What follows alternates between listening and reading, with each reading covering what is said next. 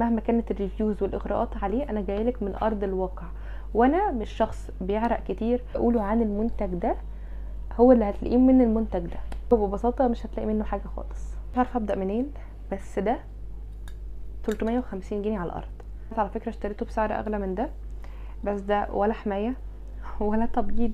هو في 10 ايام هتلاقوا يا جماعه ان هو بيبيض جامد قوي. ولو انا بقول لكم على روتين الاندر ارم بتاعكم، بجد ده في غنى عن الروتين.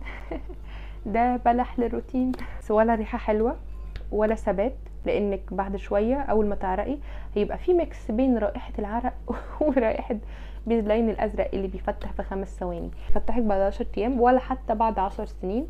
يعني انا حرفيا بستخدمه داخله في شهر ونص، شهرين مثلا بستخدمه، والله العظيم ولا نتفه ولا حتى تبييض فوري.